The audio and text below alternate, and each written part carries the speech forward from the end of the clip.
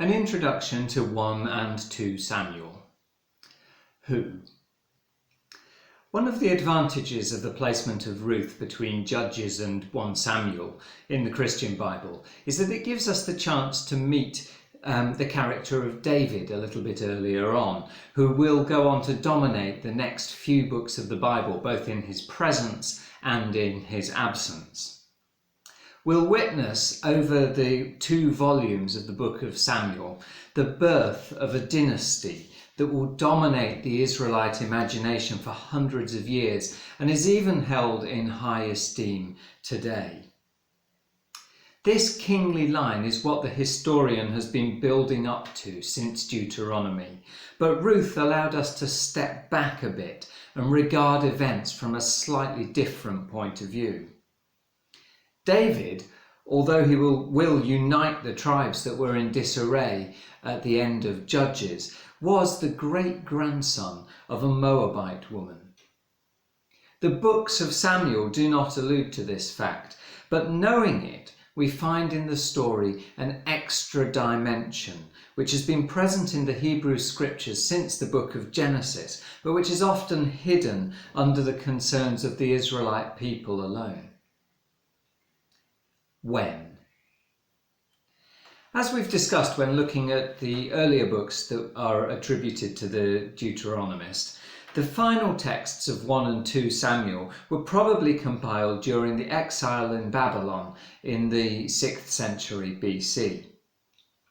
At this point, there was no division in the book as we have it now, and Samuel was probably divided into 2 books when the Hebrew scriptures were translated into Greek in the 2nd century BC.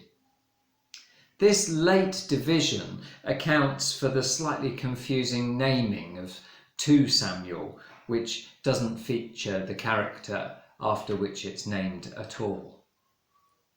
Although Samuel reached its completed form in the 6th century BC, some parts of it appear to be older, and there could be 1 or 2 different traditions running through the text, including a prophetic reading of the history that it presents. The presence of the Deuteronomist is felt less in Samuel than it is in some of the other history books, and so it's likely that larger chunks of material were included in their entirety than they are elsewhere in the Deuteronomist's work. The prophetic reading that some scholars have identified in the books of Samuel is quite close to the Deuteronomist's focus on a united kingdom, although it places the prophets and not kings as the ultimate sources of power in Israel. It's they who speak to God and they who advise and correct the errant kings. We see examples of these prophets in Israel for the first time in this book, with both Samuel and Nathan playing significant roles in the story. The prophets we've encountered up to this point have been foreigners, but the prophet, the character of the prophet, will, from this point on, become an important part of the Israelite history. Why? 1 and 2 Samuel take us from the final line of Judges and seek to provide a corrective. In those days, Judges tells us, there was no king in Israel. All the people did what was right in their own eyes. Although it details some missteps, particularly in the person of Saul, and it allows us to hear dissenting voices, those that tell us that the only king Israel needs is Yahweh, Samuel shows us how a monarchy can unify and strengthen Israel.